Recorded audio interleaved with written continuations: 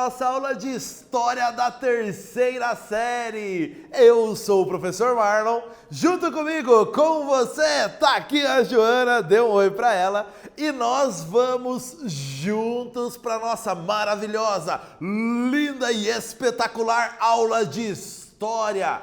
Vem com a gente aprender, vem com a gente viajar pelo conhecimento da história do Brasil.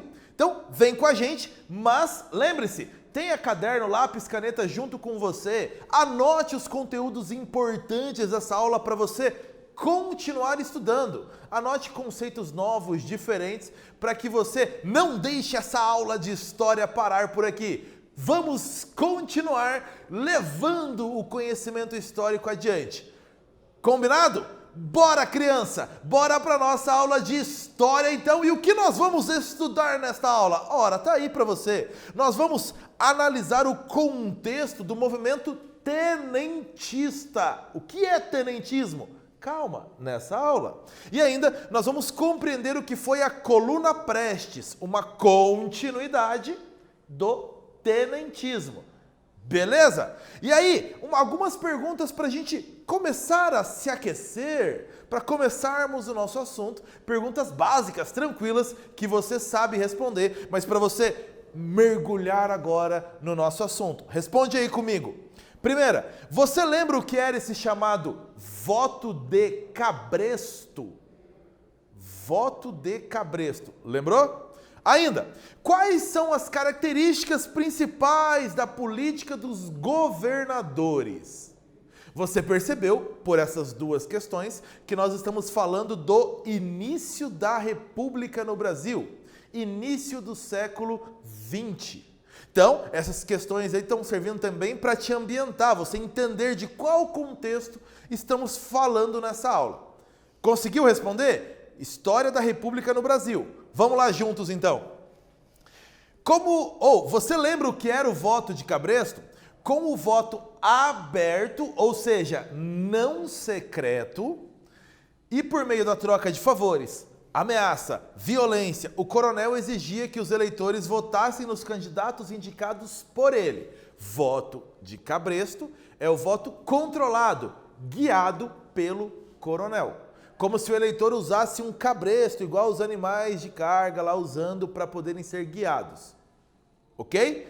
Segunda, características da política dos governadores. Um esquema político de ajuda mútua de ambos lados, entre os coronéis, os políticos, governador, presidente, onde todos se ajudavam, onde mantinha-se o poder sempre na mão das oligarquias rurais. Então, um esquema de ajuda mútua entre todos os elos dessa corrente eleitoral. Política dos governadores. Ok? Vamos então para o nosso assunto. E você já ouviu falar nesse grito dos excluídos? Está até na sua tela o cartaz aí do grito dos excluídos. Já ouviu falar deste evento no Brasil? O Grito dos Excluídos é um movimento de manifestações populares que acontece desde 1995 no Brasil e acontece sempre na Semana da Pátria, na semana ao redor do 7 de setembro, do feriado da Independência. É um movimento ligado à Igreja Católica, à CNBB, e acontece aí sempre com quais intenções? Denunciar a exclusão social no Brasil. O Grito dos Excluídos, evento anual para denunciar as formas de exclusão social no Brasil. Para você, pense aí, exclusão social, debatermos a exclusão social, isso é um tema importante atualmente? É importante debatermos exclusão social? Então, um tema atual, você percebe, mas que já vem sendo abordado no Brasil há muito tempo e você verá isso nessa aula. Ainda, acompanhe esta notícia da Câmara dos Deputados, aqui que nós temos, de 2010. Famílias com tradição na política elegem campeões de votos. Então, você tem, segundo essa notícia publicada pela Câmara dos Deputados, alguns deputados eleitos com grande votação, eles vêm de famílias que já têm tradição na política. Então, analisar os movimentos de contestação de outros períodos da nossa história, nos permite conhecer, nos permite compreender melhor as práticas políticas que existem ainda hoje. Então, analisando práticas políticas antigas e contestação a essas práticas políticas de outros períodos, nós conseguimos compreender práticas políticas que ainda existem hoje em dia, praticadas ainda atualmente. Então, vamos trabalhar em cima destes assuntos que nós vimos agora. Vamos para a nossa aula de história. Vem com a gente! Vamos resumir Primeira República no Brasil. Este período que nós datamos aí entre 1894 até 1930. Dentro deste período nós chamamos aí de Primeira República. Em alguns momentos você vai encontrar como República Velha ou como República Oligárquica. Por que oligárquica? Olha lá, o domínio dos coronéis, das oligarquias, as famílias mais ricas de cada região. Então, marcado pelo voto de Cabresto, que você lembrou no início dessa aula. Política do café com leite, um sistema de sucessão presidencial entre dois estados, São Paulo e Minas Gerais. Então, política do café com leite, a sucessão presidencial era levada por esses dois estados sempre que se revezavam na indicação do presidente. Os demais estados que estavam na disputa e pela hegemonia política da época, a gente pode citar como principais Rio Grande do Sul, Rio de Janeiro, Bahia e Paraíba. E o Brasil, marcado por uma economia agroexportadora, exportadora de produtos agrícolas, principalmente dois. O principal aí que nós temos nesse período da história do Brasil, café, e outro aí muito importante, no finalzinho do século XIX, início do século XX, borracha. Então o Brasil vivendo de uma economia agroexportadora, não industrializada. Lembrou desse cenário todo? Lembrou aí dessa configuração? Fizemos isso para você compreender de qual período estamos falando. Continuando. Desigualdade social também era uma marca típica do Brasil neste período, tanto no meio urbano quanto no meio rural. Desigualdade social. Como era o contexto rural? Exclusão dos povos originários, das tribos indígenas, exclusão dos ex-escravizados e dos sertanejos da população do interior, exclusão de todos esses grupos de políticas aí do governo, a ação dos cangaceiros, principalmente ligada aí no interior do Nordeste do Brasil, ainda no meio rural, muitos movimentos populares, Guerra de Canudos e Guerra do Contestado como os principais movimentos populares, levantes e a ascensão aí de líderes religiosos muito ligados a esses movimentos populares. E no meio urbano, qual é o contexto que nós temos? Lutas e reivindicações do movimento operário, muito forte esse movimento operário no Brasil aí, a partir do início do século XX, muito por causa da chegada de imigrantes europeus, então lutas do movimento operário, revoltas populares, e aí nós temos em grandes cidades do Brasil algumas revoltas populares, exatamente por causa dessa exclusão. Ainda, exclusão dos ex-escravizados e dos seus descendentes e a ascensão de uma classe média urbana, principalmente comerciantes e profissionais liberais. E ainda um cenário ligado ao movimento operário de greve se iniciando no Brasil, principalmente a partir de 1917. Entendeu todo o cenário onde nós viajamos pelo Brasil? Agora vamos ao tema da nossa aula. Tenentismo, o que é isso? Anos 1920. Então estamos falando da década de 1920 para falarmos de tenentismo. O movimento liderado por oficiais militares, principalmente tenentes e capitães. Presta atenção, não eram só militares, mas ele era liderado por oficiais militares. E, dentre esses oficiais, principalmente tenentes e capitães, mas não só tenentes e capitães, participação de soldados, até de major, de general em alguns casos, mas principalmente tenentes e capitães. Entendeu o nome aí? Tenentismo, grande participação dos tenentes, ou seja, militares de baixa patente, tenentes. Intenção do tenentismo, reformar a República. Não estava certo algumas características. Vamos arrumar isso, corrigir isso, reformar. Descontentes com o poder das oligarquias, com a corrupção, com a violência praticada. Então, os principais alvos aí dessa reforma eram estes. As principais reivindicações: moralização da administração pública. Governar baseado na moral, baseado na lei, baseado no que é correto para a população. Ainda como característica, fim da corrupção eleitoral, muito marcada aí pelo voto de cabresto, que também eles defendiam o fim desse voto aberto. Ou seja, defendiam que o Brasil tivesse voto secreto. Ainda, justiça eleitoral e que fosse confiável, o que não havia no Brasil ainda, uma justiça eleitoral, e o ensino obrigatório e gratuito e de qualidade para todos os brasileiros. Ainda não havia um ensino obrigatório, de frequência obrigatória no Brasil. Então, essas as principais reivindicações, e o movimento tenentista afirmava que a partir da conclusão dessas reivindicações, o Brasil então estaria caminhando num rumo melhor na sua república. Vamos lá, algumas dessas revoltas tenentistas. Primeira delas, revolta dos 18 do Forte de Copacabana. Forte aí como um quartel que fica no litoral para proteger o litoral do Brasil. Então, ó, havia hostilidades entre o presidente eleito em 1922, o presidente eleito Arthur Bernardes, e grupos militares. E aí, em 5 de julho de 1922, estourou a revolta. Militares do Forte de Copacabana se rebelaram, segundo eles, para salvar a honra do exército.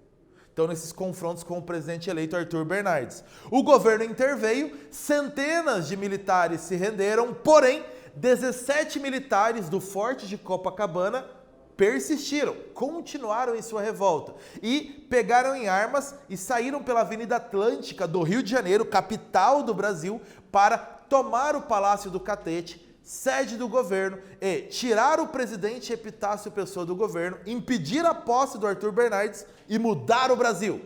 Nesta caminhada, um civil se juntou a eles e aí você tem a imagem exatamente deste evento, da caminhada pela Avenida Atlântica no Rio de Janeiro, dos 17 militares e um civil. No confronto com as forças leais ao governo, 16 deles morreram, só sobreviveram 2. Os 2 que estão mais à sua esquerda na imagem, aqui que estão exatamente o Eduardo Gomes e o Siqueira Campos. Só esses 2 sobreviveram, os outros morreram. Então, uma revolta que não teve o resultado esperado, mas mostrou na capital da República críticas ao governo. Exercícios para a gente continuar e para medirmos nosso conhecimento. Essa imagem é a da Praça dos Girassóis, que fica na cidade de Palmas, capital do Tocantins. Essa praça homenageia a revolta dos 18 do Forte de Copacabana e os movimentos tenentistas. Observe bem essa imagem. Identifique nessa imagem os elementos aí da praça, os elementos que estão na imagem em destaque, e ainda quais são as referências ao movimento tenentista.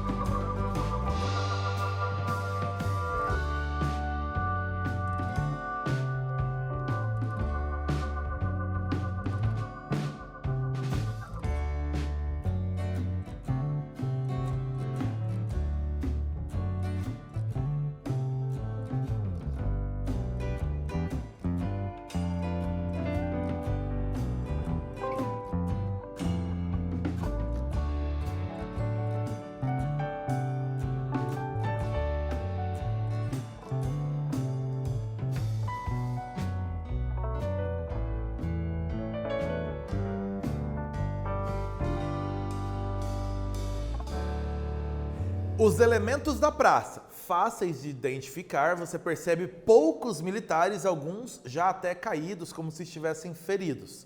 Ainda, a bandeira do Brasil, repara bem do lado direito, ela está toda esfarrapada, mas está sendo levada adiante. Ou seja, o símbolo aí dela estar em reconstrução, reforma. Como era a intenção do movimento tenentista, a ideia de reformar a República, reformar a bandeira do Brasil que estava esfarrapada. O Brasil estava muito mal. Então você percebe pela imagem. Outro movimento tenentista, o segundo 5 de julho, 2 anos depois da revolta dos 18 do Forte de Copacabana. Então você tem o 5 de julho de 1924 em São Paulo, desta vez. Tenentes exigiam a saída do presidente Arthur Bernardes, novamente com o presidente Arthur Bernardes, exigiam voto secreto e exigiam esse ensino gratuito obrigatório de qualidade. Este movimento chegou à guerra mesmo, trincheiras dentro da cidade de São Paulo, militares de alguns quartéis rebelados, restante de forças leais ao governo cercando a cidade de São Paulo, e semanas de combate, bombardeios da artilharia com canhões inclusive, ataques da infantaria com metralhadoras e apoio da aviação militar. Cenas de guerra dentro da cidade de São Paulo. Consequência?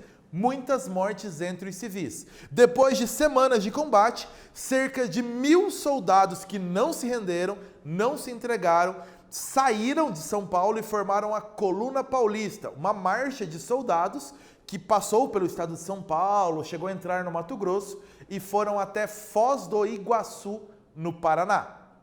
Então, 2 eventos grandes em 2 estados importantes do Brasil de contestação a esse poder das oligarquias e ao presidente Arthur Bernardes. Houve outros? Sim! Olha esse mapa do Brasil selecionadinho e pintado para você. Outros movimentos muito parecidos aconteceram no mesmo período dos anos 1920. No Amazonas e no Sergipe, eles chegaram a depor, a tirar o governo estadual por um tempo. Então eles chegaram a tirar o governador, o movimento teve certo êxito no Amazonas e no Sergipe. No Pará, no Mato Grosso e no Rio Grande do Sul, também houve movimentos tenentistas com menor impacto, menor força, mas também houve. Então você consegue perceber que boa parte do território brasileiro passando por movimentos tenentistas. O governo federal, claro, reagiu, muitos militares presos e condenados a trabalhos forçados. Mas você tem uma revolta envolvendo membros do exército. Olha a importância disso. Exercício pra gente. Leia esse textinho que está colocado para você e responda.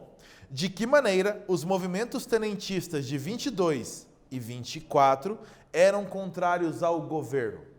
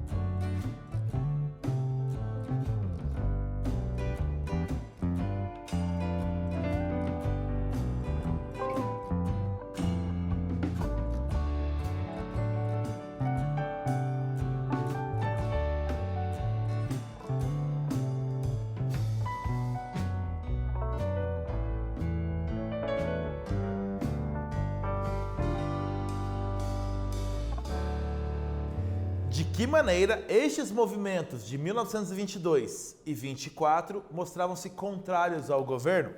Eles eram contrários ao poder das oligarquias rurais, que é a base de sustentação do governo, a base dessa sociedade.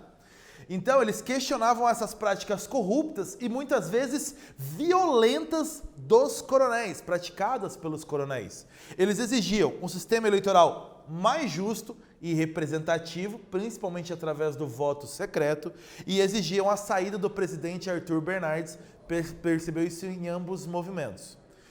Ainda falando de tenentismo, o expoente principal deste tenentismo, a coluna Prestes. Soldados paulistas saíram da Revolução de São Paulo e foram até Foz do Iguaçu, no Paraná. Em Foz do Iguaçu, encontraram-se com outro grupo que vinha do Rio Grande do Sul, também do movimento tenentista de lá. Então, duas colunas, a paulista e a gaúcha, se encontraram em Foz do Iguaçu, no Paraná. E ali, liderados então pelo Major Miguel Costa, que aqui nessa imagem está no círculo amarelo, e ainda pela coluna do Rio Grande do Sul, liderada pelo capitão Luiz Carlos Prestes, que aqui na coluna está de vermelho, aqui na imagem. Então você tem os dois capitães, o Miguel Costa aqui no círculo amarelo, o capitão Luiz Carlos Prestes, quem deu o nome ao movimento, a coluna Prestes, aqui no círculo em vermelho. O Luiz Carlos Prestes, aliás, recebia a referência na imprensa de o Cavaleiro da Esperança. Então a importância da liderança dele aí. A principal tática da coluna Prestes, qual era? A tática de guerrilha. Ou seja, vamos sair pelo interior do Brasil, vamos conversar com as pessoas para acabar com o poder das oligarquias, convencer a população a não obedecer mais os coronéis e a nos apoiar nessa luta por voto secreto, ensino melhor, reformar a república. Vamos a pé fazer isso e tática de guerrilha. Naturalmente, os coronéis, o exército os enfrentaria. Então, a tática da guerrilha, de ataques localizados, evitando confrontos abertos. Aqui um mapinha que te mostra um pouco do que foi o trajeto da coluna Prestes. 25 mil quilômetros, 25 mil quilômetros por 12 estados do Brasil, pelo interior, buscando o apoio do povo nessa luta do tenentismo. Mas no início de 1927, 600 homens que restaram, dos 1.500 que começaram, os 600 que restaram, então se refugiaram na Bolívia e no Paraguai. Então, uma aventura épica pelo interior do país nos anos 1920, 2 anos e meio, 25 mil quilômetros. Exercício para a gente continuar. Este é o mapa da coluna Prestes pelo Brasil. O trajeto, observe bem. Que informações nós podemos extrair desse mapa?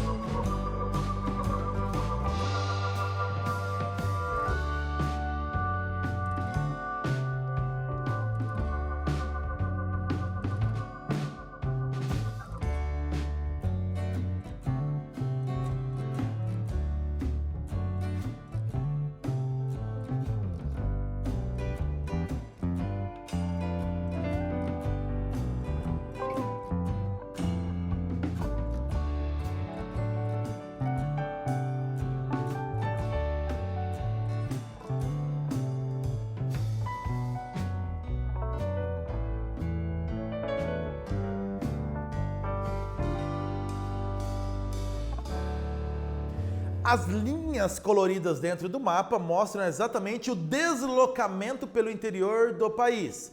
Percebeu? Longe do litoral, longe das grandes cidades, a coluna Prestes andou pelo interior do país. Andou literalmente. Então, vamos à resposta. Houve o deslocamento pelo interior do país em regiões dominadas pelos coronéis. Porém, longe dos grandes centros urbanos do litoral, portanto, distantes dos grandes batalhões do exército, para evitar os grandes confrontos e evitar perder soldados nessas batalhas.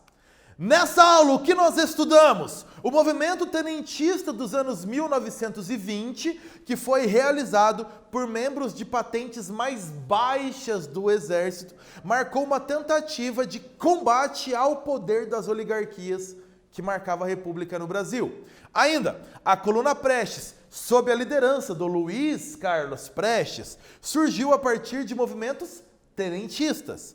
Percorreu o interior do país num total de mais de 25 mil quilômetros. Crianças, nós vamos ficando por aqui nessa aula. Bons estudos para você. Tchau, povo!